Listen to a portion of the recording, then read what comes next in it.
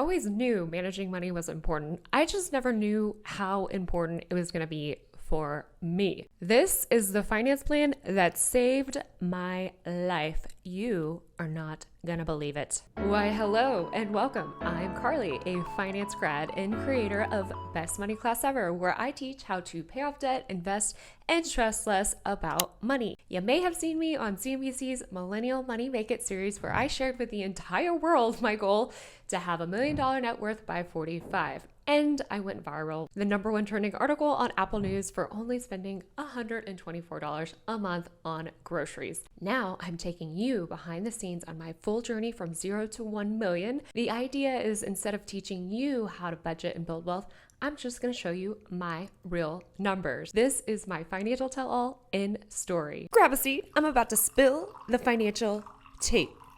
You ready for it? First, we're going to talk about the financials, and then I'm going to spill the tea. And I am a little bit nervous because I'm going to share something that I have never shared online before, but it is about time. Only the folks that listen and watch until the end will get the juicy details. If you are looking for a roadmap to pay off debt and invest, this podcast and episode is for you. We're going to dive into where to start with money, how to gain financial independence, and my signature system and process to get there. It's called the finance plan. It's literally your step 1, 2, 3, and 4 with money. And this plan has allowed me to semi-retire in my 30s. Coming in hot with the financials. This year to date, my investments have earned $86,700. And for the tea, I'm going to share how my life completely fell apart and my finances was the one thing holding things together, and the real reason why I sold everything that I had to do RV life. Some of my closest friends don't even know this. And at the end of each episode, I'm going to share a win from a Best Money Class Ever student. This week, we are coming in with someone who went from earning $13,500 in a year to $70,000. And one thing that she said that really touched my heart and motivated me to share my full story. Let's begin with the end. What exactly is financial independence? When you are just starting out with money, typically debt freedom is the ultimate end goal. You imagine your life with no student loans, no car loans, no credit cards. And Dave Ramsey gives you that 7 baby steps to reach that goal. And it's like, step 1, $1,000 emergency fund. Step 2, pay off all your debt. Baby step 3 is 3 to 6 months emergency fund, so on. And basically, though, that will lead you on a path where you're probably going to work until you're 65 and eating beans and rice. And then as you go down the personal finance rabbit hole, you might stumble upon the FIRE movement, financial independence, retire early. Basically, there are a bunch of tech bros and software engineers making $250K and saving 70% of their income, and they retire at like 32. You're like, that is great for you. However, that's not your situation. If neither of these options resonate for you, then get excited. I have a completely different way of managing money, and it is called the finance plan. I think you are going to absolutely love this plan. Let's define exactly what financial independence is. In a nutshell, financial independence, or basically you can retire when your assets generate an income to cover your expenses. Most people are like, sweet, okay, great. That sounds amazing. Who wouldn't love to have assets generating an income to cover their expenses? Well, where do I start, right? I'm living paycheck to paycheck. I have a ton of debt. I'm only earning like 60K. The finance plan is the roadmap that you've been looking for, and how you can also experience time freedom and financial security. What exactly is the finance plan? AKA how you can gain financial independence without millions of dollars. I know you're probably wondering, where do you start with money? There's so many decisions. Should you pay off debt first? Should you invest? Should you rent, buy a home, save for a rainy day, or splurge and go on a once-in-a-lifetime trip? There are so many decisions to make. You find yourself making no decisions at all. Ditch the overwhelm and just start the finance plan. Like I said, it's your step 1, 2, and 3 with money, and it shows you what to prioritize and the order to tackle everything. So I coined the term the finance plan and came up with this process. Again, I think you're going to love it. Here is a quick snapshot of how it works. Step number 1 is to save 10%. Step number 2 is to get out of debt. Step number 3 is to have an emergency fund. And step number 4 is life purchases like buying a home, car, or retiring early. You can follow along with the finance plan. Be sure to download your guide. You'll get the step-by-step plan. There is also a money quiz. You will answer 21 questions to see if you're financially healthy or stressed. There is also a investing checklist with a debt tracker and your very own money snapshot, money goal setting, and journal prompts for a self-evaluation. Plus, when you download the guide, you'll also be instantly registered to take the Ultimate Guide to Managing Money, which is a free intro to best money class ever. So don't miss out. Let's break this down. Step number 1 with the finance plan is to save 10% of your pay. Now, if you are currently paying off debt, excluding a mortgage, of that 10%, I want you to put 5% into a starter emergency fund and then the other 5% into long-term investment. So that way you can take advantage of things like a company match and have compound interest working on your side. Step number 2 with the finance plan is to get out of debt. So say bye to student loans, car loans, and credit cards. I want you to pay everything off within 36 months or less. The method that I teach is called the Spartan method. What this is you'll pay all of your debt minimums plus an extra $300, like the Spartans, to your highest interest debt each and every month. Once you are debt free, you call me, you let me know. I'll be like, get it, girl. And then you will, for step number 3, start investing all 10% versus splitting it up. And then you will have an emergency fund, 3 to 12 months in the bank for a rainy day. Now, I know you're thinking, how in the world can I save thousands of dollars for an emergency fund? I have a shockingly simple way that nobody is talking about, and this is a game changer. The process that I want you to do is called turn a liability into an asset. So if you think for a second, all of the debt that you're currently paying right now. So for example, the student loans, the car loans easily could be hundreds, maybe even thousands of dollars a month that you absolutely despise. Now, on the finance plan, step number 3, those payments are long gone. That, my friend, is going to be your money machine. So what you'll do is you'll take what you were paying towards debt and you'll throw that in the bank. Before you know it, you'll have a complete emergency fund. And then step number 4 is to save up for life purchases. The sky is the limit. Your investments are off to a great start. Your cash flow is amazing because you don't have debt payments. You got money in the bank for a rainy day. You can save up for the fun things in life. You can outright buy your car with cash. You can save a solid down payment, or you can chunk that into your investments to really vamp things up to retire early. This is where your money is really working for you, which is quite fascinating. As I mentioned on national news, my goal is to have $1 million net worth by age 45, and I'm going to share with you the numbers why behind that. Currently, I do have a net worth just over $550,000 with about 500,000+ invested assets. This year, like I mentioned, my investments earned $86,700. My investments in my IRA and taxable brokerage account started this year at $365,000, and my solo 401k plan started at $62,000.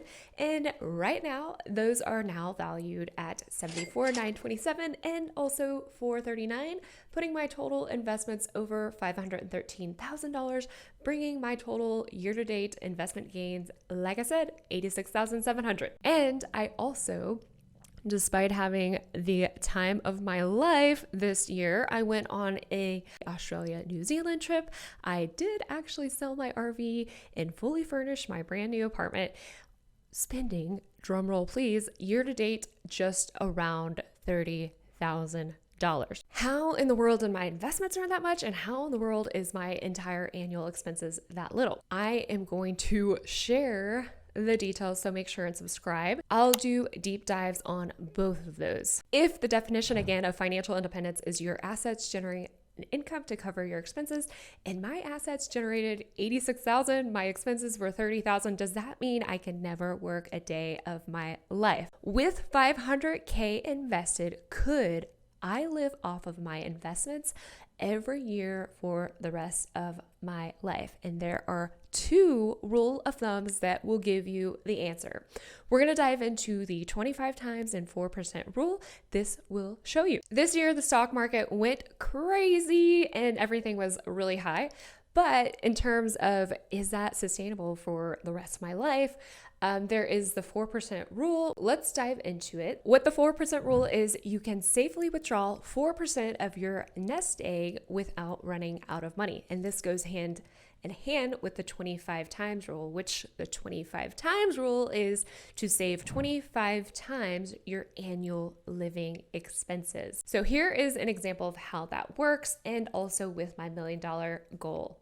So let's say I do want to have $1 million net worth and investments. Basically, I can live my flush best life ever with $40,000 because I don't have debt and I have mastered the art of living large while not spending that much money. 4% of $1 million is $40,000, and then 40,000 times 25 is also $1 million. I have here a year-by-year chart of what this looks like. So let's say you start off with that $1 million, and then assuming 8% annual returns, the market historically earns 10% in the long run. I use 8% for a little more conservative estimates. So your 8% of $1 million is $80,000, but you actually withdraw only $40,000. So the year end is $1,040,000. The next year, $1,040,000 compounds to 8%, and then you withdraw 4% of that, which is inflation adjusted. So year by year, you'll actually see, even though you're withdrawing money, your nest egg actually continues to grow. I consider myself semi-retired. How am I semi-retired? Let's look at the numbers real fast. So I have over $500,000 invested. I can withdraw 4% of that, which would be $20,000 based off of the 4% rule. And that means I would just need to earn around $10,000 from part-time work, or I could also take a mini retirement and just not work at all for a few years and live off of my investments and then go back to earning a modest income. And now for the tea. Things are gonna get spicy. Here's my story of how the finance plan saved my life. We have a lot to unpack. Go for a long walk, do the dishes. Let's take things from the top. I joke that I was born into the world for personal finance. My mom's water broke when she was at the kitchen table balancing her paycheck. At the time, my parents had a restaurant business that was completely going under. I grew up with a really strong awareness about money. Now, I wasn't a water no app family. We are not going out to eat except for rare occasion family. You know what I'm saying? Okay. They always say your basic personality is formed in kindergarten. Well, my kindergarten class with Mrs. Shield assigned and separated the class by reading levels. There was the red group for the fast readers, the blue group for the mid readers, and then there was the yellow group for the people who were a little bit slow. You know, sometimes in life you feel like you're behind. Well, this wasn't a feeling. This wasn't a hunch. This was a clear label that I was given. I was in the yellow group. I was behind. I was a slow starter. Nothing at all came natural to me as a child. But here's the thing. Mrs. Shields, she underestimated me. And that is where my grit kicked in. I wanted to earn my own money. As a preteen, I ref soccer games, I babysat. As a millennial, I learned the very clear formula for success, which was study hard, make good grades, get into a good college, and then you will be set. I followed that formula hard. I was, by the senior year, Miss Yellow Grouper went from slow reader to student body president, editor-in-chief of the high school newspaper, captain of the varsity soccer team, and top 2% of her class. How do you like that, Miss Shields? I got accepted into the top business school in the nation. McCombs School of Business was the number 4 at the time business school in the entire country. The summer before I even started college, I was 18. I drove halfway across the country to Fargo, North Dakota, and I did a summer sales internship. It was direct sales, as in face-to-face, but pretty much door to door. And I waked up at like 6 a.m. in the morning, 80 plus hours a week as an 18-year-old. By the end of the summer, I brought in a check of $5,000, which felt like $1 million being 18 and having it in one lump sum. But if you do the math, it was like less than minimum wage. The next summer, my sales improved. I earned about $8,000 or so from the summer, but this was in upstate New York. I got bit by a tick and I got Lyme disease. At the time, I had no idea what Lyme disease was, but quickly found out it was not fun. I ended up having to take an entire semester off of school for extreme fatigue, exhaustion. My nervous system was completely out. Luckily, I caught it in time and had this hardcore IV antibiotic treatment, so I am chronic pain-free right now. But at the time, it sucked. The next summer, I was still recovering though from Lyme disease, not quite 100%, so I did an office job. And then the next summer, I got back to sales and I became a selling machine. I sold home security systems and ended up being one of the top sales reps in an Inc. 500 company, meaning it was one of the 500 fastest growing companies in the entire nation. I worked the summer and then an extended couple months. Over 5 months, I earned $63,004. That would be good money for anyone in 5 months, much less. This was actually in 2007. And that is in today's dollar about $97,000. I was 21, okay? I was on top of the world. And during that time, the company was actually even filming a reality show with Matt Gallant. You may have seen him. He's most known for hosting the Planet's Funniest Animals. He was on the show.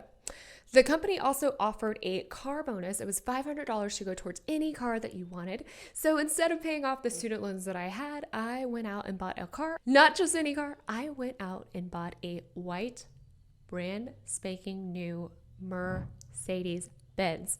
The car payments were $560. They were going to give me $500. I thought, what could possibly go wrong?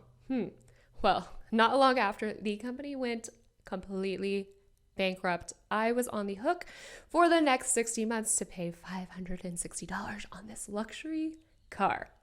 So I learned real fast. I did not want to look rich and have nice things. I wanted to actually build real wealth. Here is something that I have never actually shared as part of my story, but I found out I was paid less than my male colleagues. So I was naive, I was young, I didn't think gender impacted how much you actually earned. And at the time I thought, I love sales, this is great. However hard you work, it's 100% commission, you're paid for what you do. No, not in that case. I was crushed when I found out that male colleagues earned a higher commission per sale, meaning I did circles around them with the sales, but they were getting paid more per account than I was. To make matters worse, a group of guys, after that company went under, they wanted to start their own home security company.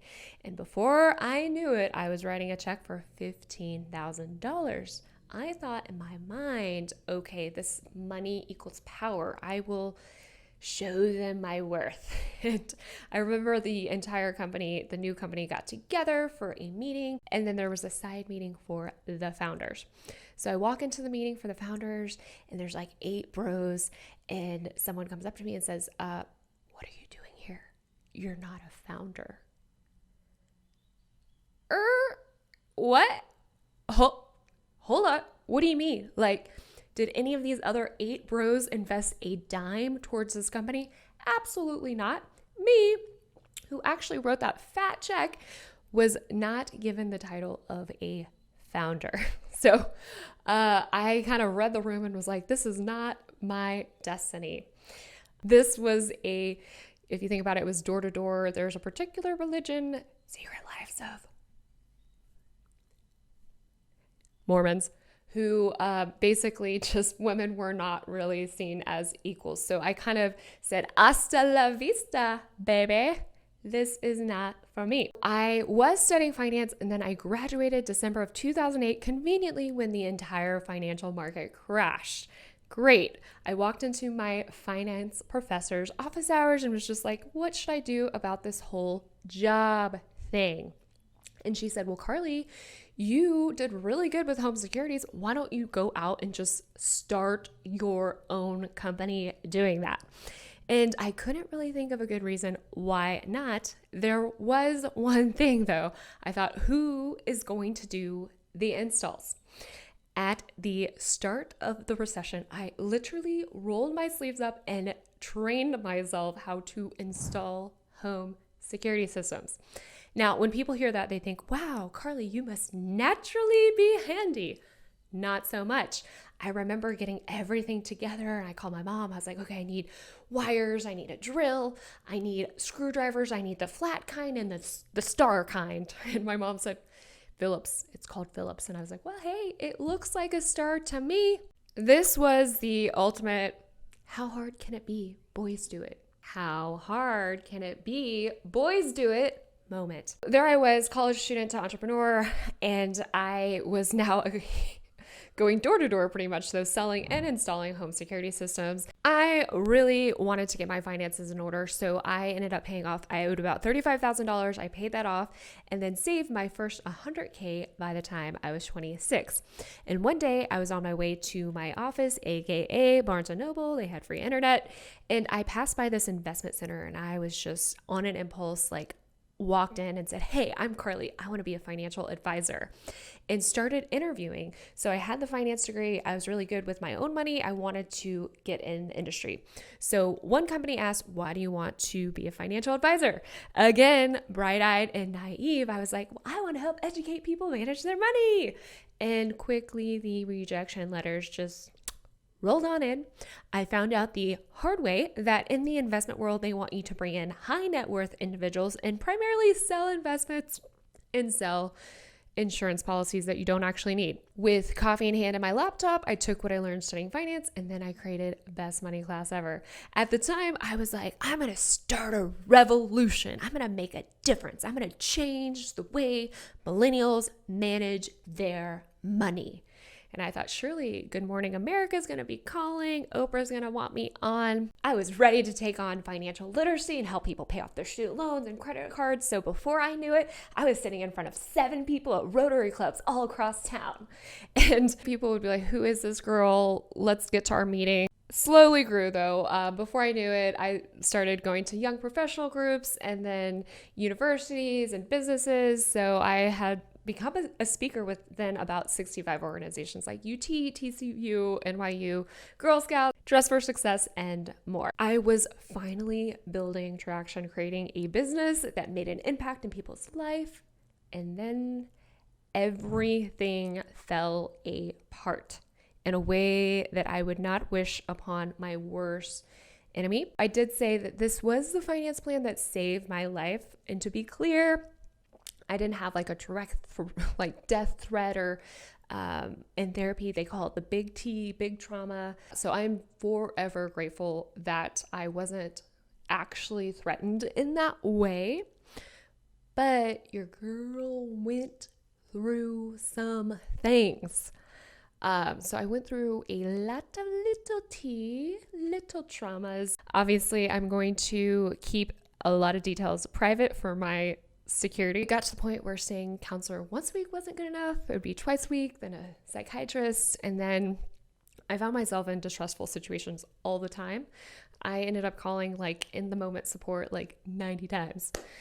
Not a good vibe. There I was, like former student body president, like top sales rep of an Inc. 500 company, like saved my first 100K by 26, and entrepreneur, speaking literally at colleges, inspiring, empowering young college girls with financial literacy. And yet there I was, not in a good space. There is a book that everyone's heard about. It's called The Body Keeps Score. And for me, I experienced that in ways that were kind of crazy. I would literally just faint, find myself like running to the bathroom, just uncontrollably vomiting.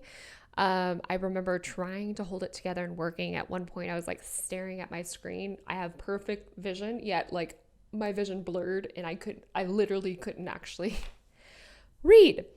So bathrooms for me no longer became a place that you like pee or poop. It was like a place that I would run to when a crying spell just came over me. I luckily removed myself from that situation. Unfortunately, things got worse in a completely different way. Every email, text, anything on my phone, my laptop was being monitored. And so that was a little unnerving, to kind of say the least, knowing that someone had full access to everything that I was doing and exactly where I was. I would repetitively change my passwords, but in hindsight, I ended up finding out that there was likely a virus installed in a keystroke monitor. So everything that I typed, you could like see the new password. So that wasn't really doing anything. So after taking screenshots of like, your Apple ID is being used in this location, or your email is being read at this time on Google Activity, and hundreds of like blue screens of death because my computer kept constantly getting viruses and not working. I, went to the police. He was an investigator that focused on cybersecurity. The police advice was, hey, yeah, this is happening and this is not going to really end for you. The best thing I can advise you to do, he said, is just stop using the internet. Stop using the internet. Hello, this is the new millennium. Try not using the internet for like 3 minutes. It's not possible. Just total like soul crushed. I literally lived for financial literacy and the dream and the vision that I had to spread education, and that part of me completely died. So for me at the time, financial independence, retire early wasn't like, yay, I'm going to go on a beach island. It was like, I am having a hard time performing like basic work tasks, like sending an email or anything. And so I did not know what to do next. And the best thing that I could think of was to sell everything that I had. So I sold my computer, my laptop, even the half-used nail polish that I had. I didn't know what was being tracked, what was being monitored. So I just got rid of all of it. And I literally went to a library computer and booked a last-minute flight to Florida. I went to Florida and then booked on their library computer another flight. I decided I'm going to go to Hawaii. So to kind of regroup and get away, I created like weird random new email accounts and got a new laptop and all the things. And I had been curious about tiny living. I was like super infatuated by that. So in Hawaii, I did rent for a month a Airbnb that was like a tiny house to test that out. This was not like an eat, pray, love, self-discovery. This was like, I'm at a real like breaking point, and I didn't know what else to do except get the freak out of town. This was like, I'm popping the generic Valium prescribed. It was prescribed for just overwhelming anxiety by the weight of everything.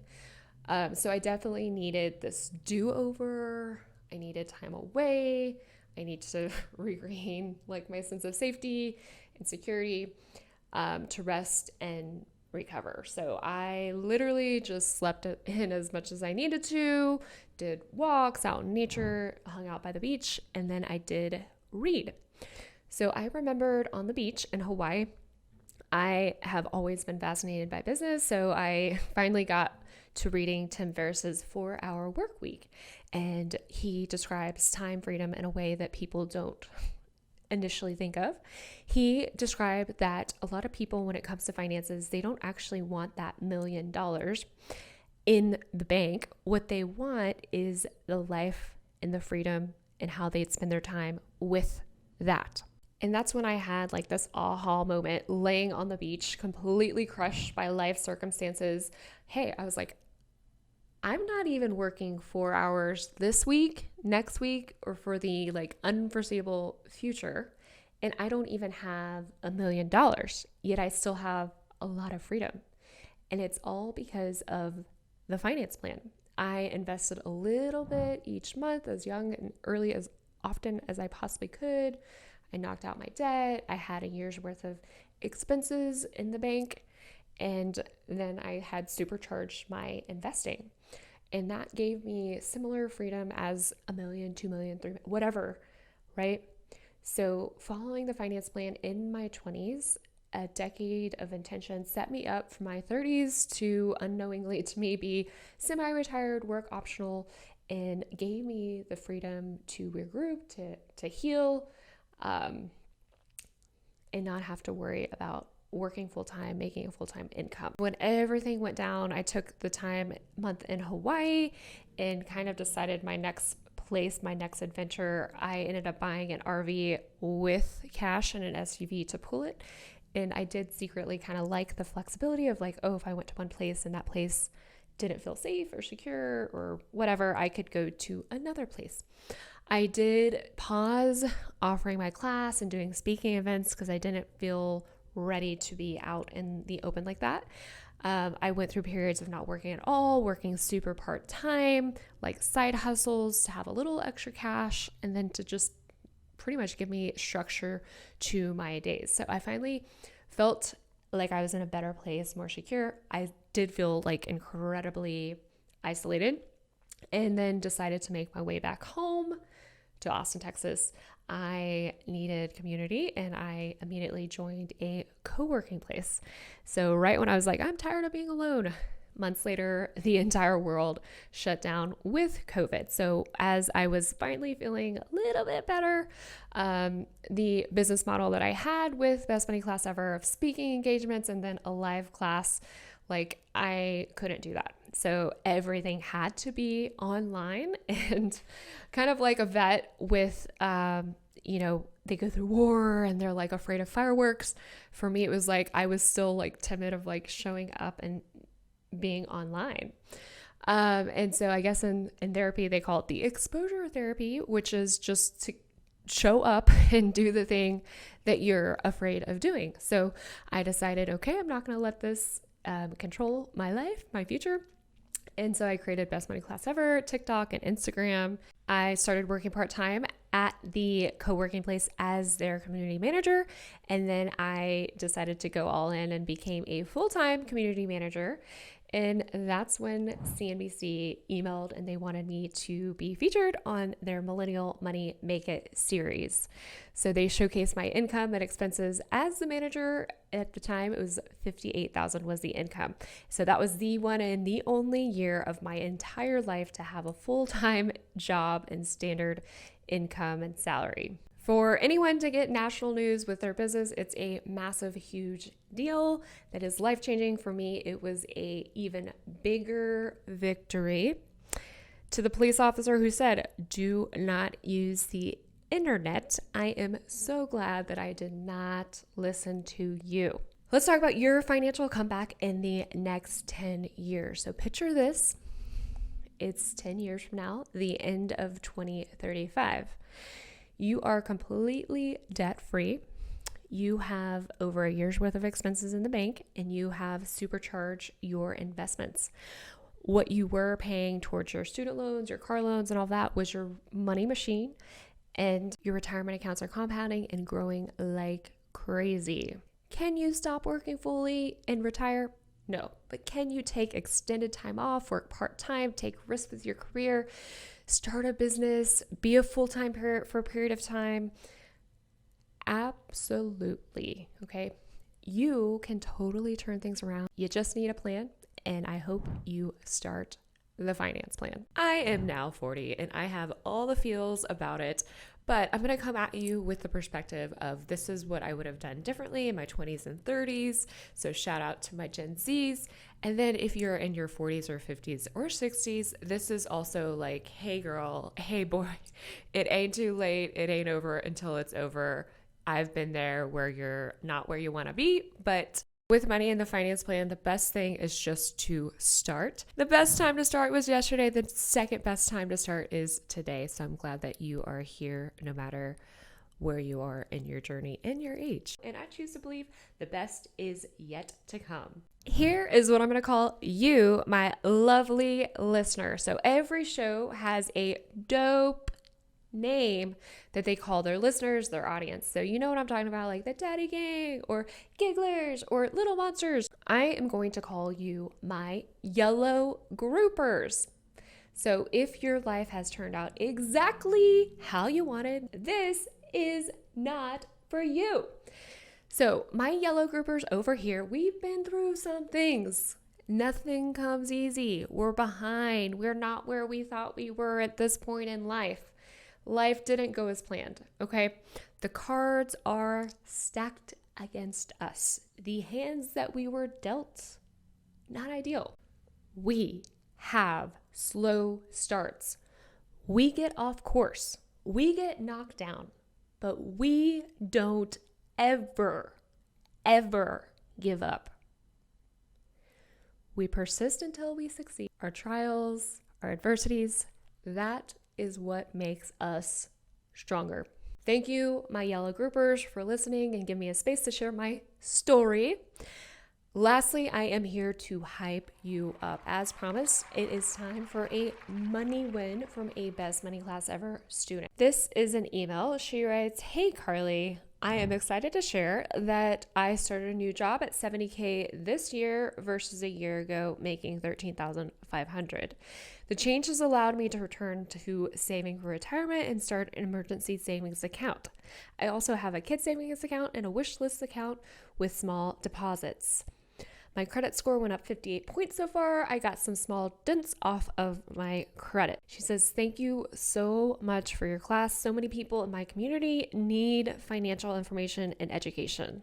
The most important thing that I learned from your class is that it takes time, but debt can be paid off and money can be saved with patience and knowledge." And here is where this touched my heart. She said, "Your personal lesson for me is you often mention paying for therapy each month. That taught me that I am not alone on working on my mental health, and taking care of it is a definite priority." I guess what I got from that is I feel like life is really, really hard, and online it looks like everyone has it together. But people go through really, really hard things, and I am not a stranger to hard things. So I want this to be a space where we can talk about them. I do want you to know that whatever you're going through, you're not doing it alone, and things do and will get better.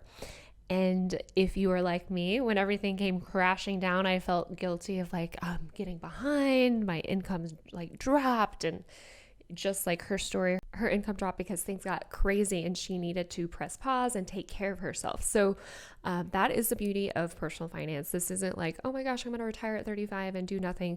This is so you can have options, whatever life throws your way. So thank you so much for watching. If you have been meaning to get your finances in order, now really is truly the time, and this is the best place to start. Here, you are going to overcome analysis paralysis with the finance plan. This is the roadmap that you've been looking for to pay off debt and retire a millionaire, even if you're barely getting by paycheck to paycheck and have no idea where to start. Stay tuned. Next episode, I'm going to share with you exactly how I organize my life and money and how you can too. I am really curious, and I would love to hear from you. Where do you start when it comes to managing money? What order are you tackling things?